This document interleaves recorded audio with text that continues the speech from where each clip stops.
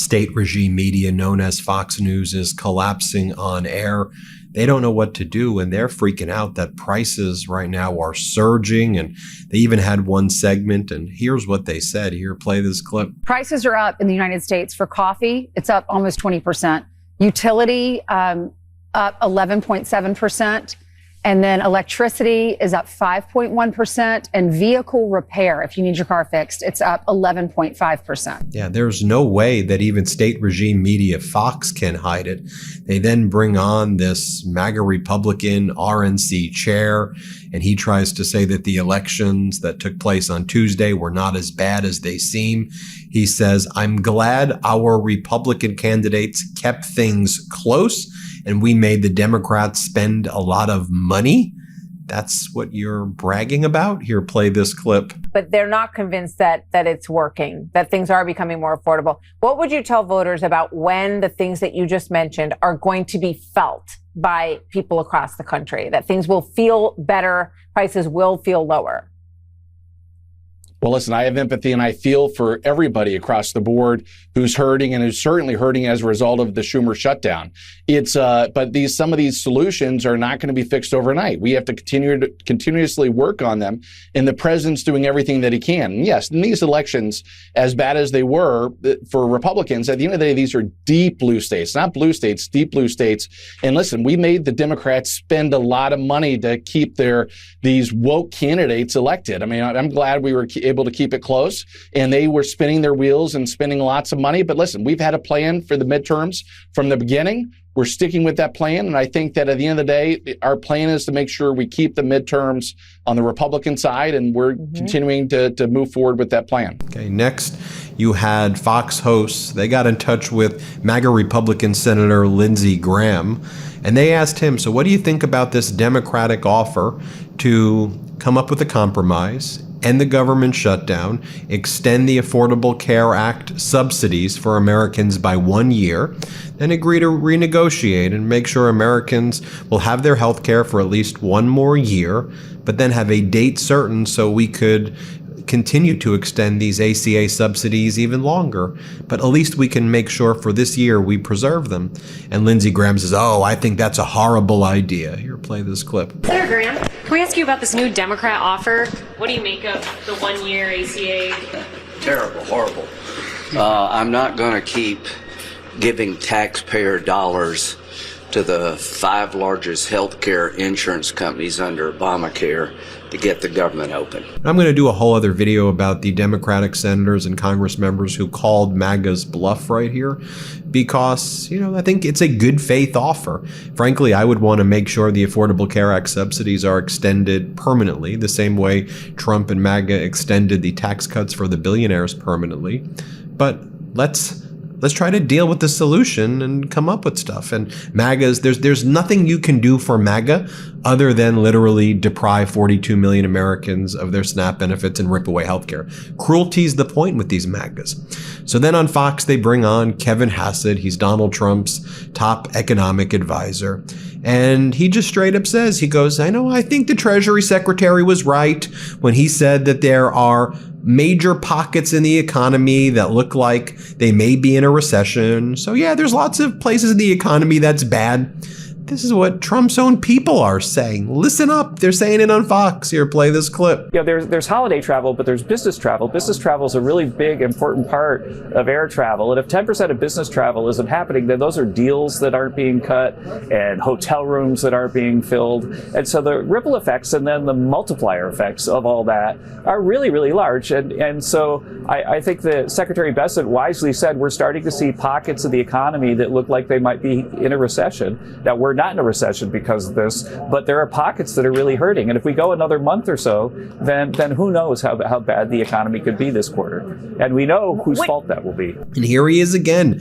Hassett says, look, to be sure, the labor market is soft right now. Again, they're saying it out loud. Soft, by the way, is an understatement. In the first 3 quarters, America lost 950,000 jobs. In October alone, America lost 153,000 jobs. jobs. This is the most job loss since the Great Recession. Also, the consumer confidence data that came out shows consumer confidence, economic expectations like the lowest since the 1970s. People are suffering right now, and this is what the Trump regime's saying. Here, play this clip. But if we are talking about a weakened fourth quarter, which obviously we are, doesn't that put the fire under the Federal Reserve to move in December? I mean, Federal Reserve officials are split on the path ahead after last month's rate cut. Chairman Jay Powell signaled that the Fed may pause in December, even as some people are warning about a weakening labor report and overall market. I mean, Challenger, Gray and Christmas yesterday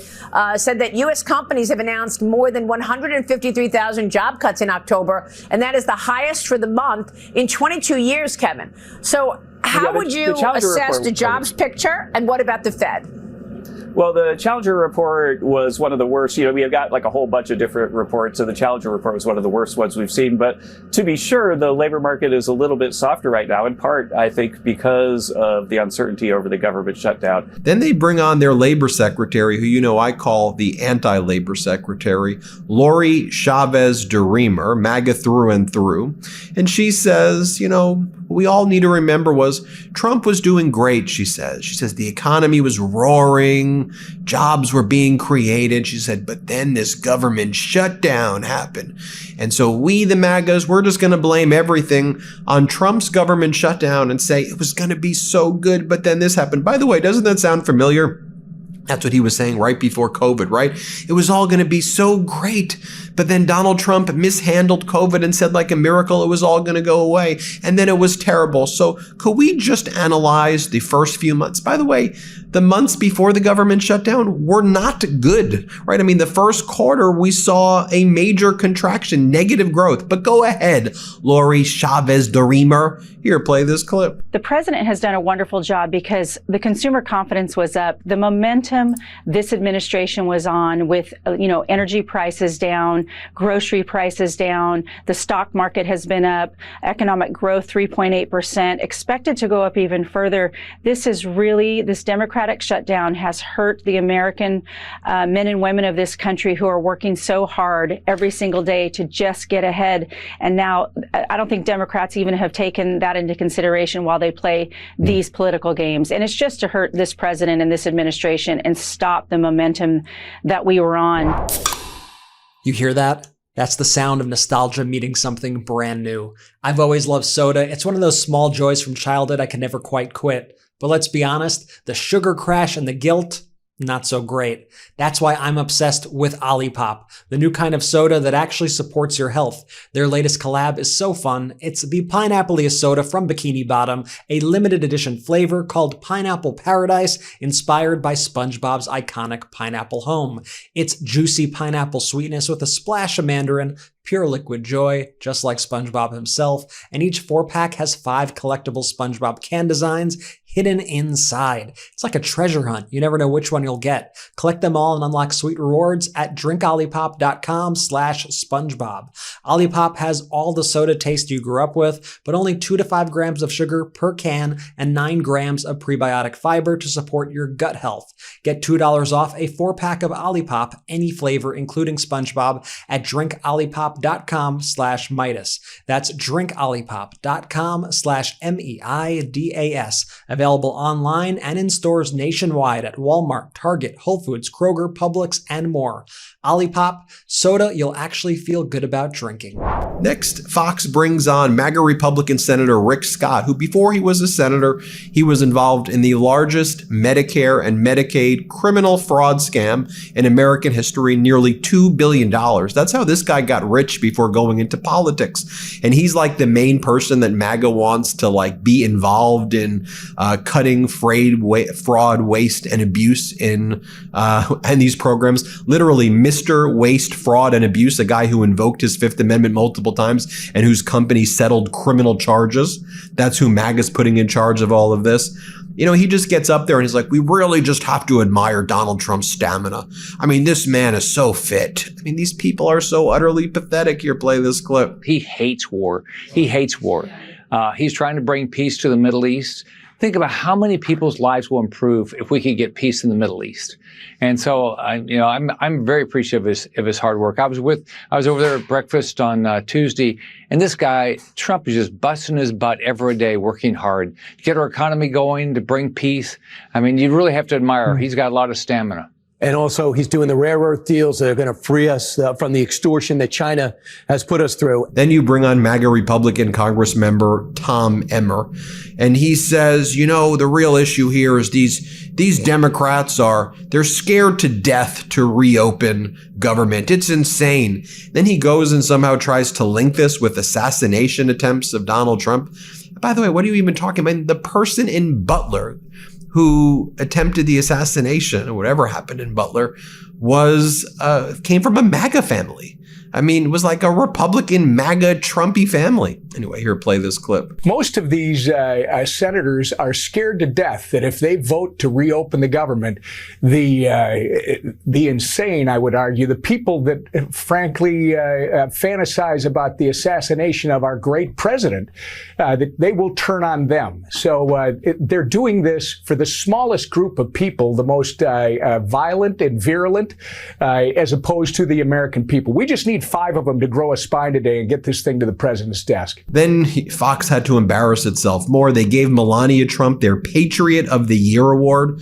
Take a look right here at Sean Hannity. He's dyeing his face orange as well, just like Donald Trump, beclowning himself. There he is. Zoom in on his face. Then you had Pete Hegseth, the Secretary of Defense, previous Fox Weekend host who now unlawfully refers to himself as the Secretary of War.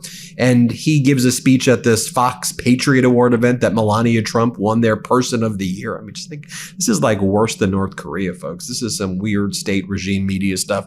And Pete Hegseth thinks this is funny to joke about how Mike Waltz, who used to be the National Security Advisor, who's now the United States Ambassador to the United Nations, would use Signal chats to talk about war plans. And this is like a joke. Like, they find it so funny that they gave away classified and highly classified information on Signal chats where they invited a reporter accidentally. I mean, that's how pathetic these scumbags are. Anyway, here, play this clip. So many dear friends, so many people I love, so many incredible colleagues. I see Mike Waltz. Mike, I'll hit you up on Signal later.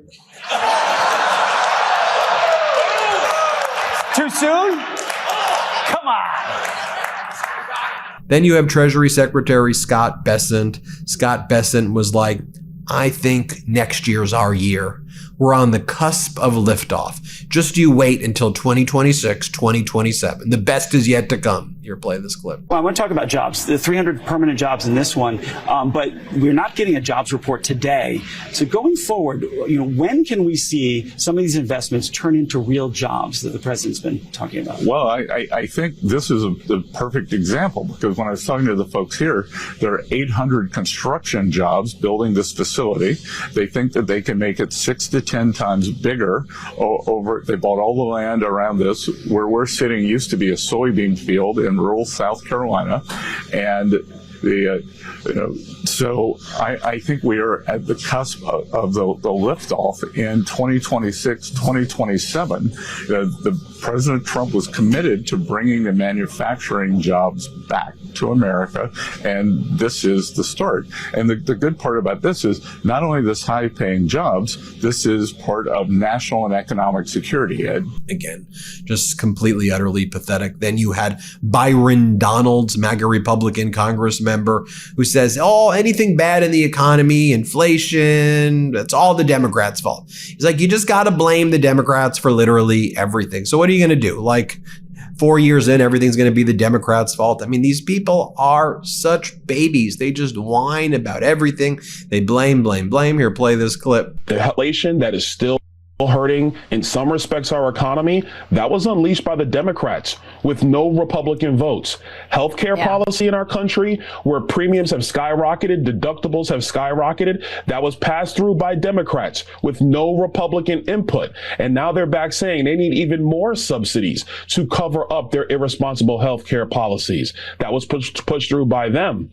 Look, at some point, in my view, the next time the Democrats have the trifecta, they are going to get rid of the filibuster. And when they do that, they're going to start moving towards universal health care, which was the original design from Obamacare 15 years ago. That's really where they want to go. They are going to pack the courts. They're going to make DC a state. So my view is, let's actually get real policy solutions on healthcare, on energy, on regulatory reform, on real immigration visa reforms. I saw Senator Schmidt the other day called for an end to H-1B visas, and it is a scam. It does need to end. It needs to be completely ended, and there needs to be a bunch of visa overhauls. Do you think Senate Democrats are interested in visa overhauls that actually make sense for the American people and American workers? No, they don't. They're not going to do these things, Maria. We've seen enough, and that's why my position is the way it is. This is kind of weird and creepy. Jesse Waters is talking about Sydney Sweeney breaking the silence on the Good Genes ad. This says, Rose Benson says, people are standing in bread lines, and Fox wants to cover Sydney Sweeney breaking her silence on Good Genes ads. Then Vivek Ramaswamy on Fox. This was literally the chyron. It says, by winning, Democrats are losing. By winning, Democrats are losing. And then you had Erica Kirk on the Fox Patriot Awards. And I guess here's what went down. Here, play this clip. I will make sure that I don't stay silent. I'll keep speaking the truth, no matter the cost. No matter the cost. Yeah, that's state regime media for you folks. Very bizarre. We have to call it out. It's just lie after lie and just utterly weird behavior. So let me know what you think. Hit subscribe. Let's get to 6 million. We appreciate you. Want to stay plugged in? Become a subscriber to our Substack at MeidasPlus.com. You'll get daily recaps from Ron Filipkowski, ad-free episodes of our podcast, and more exclusive content only available at MeidasPlus.com.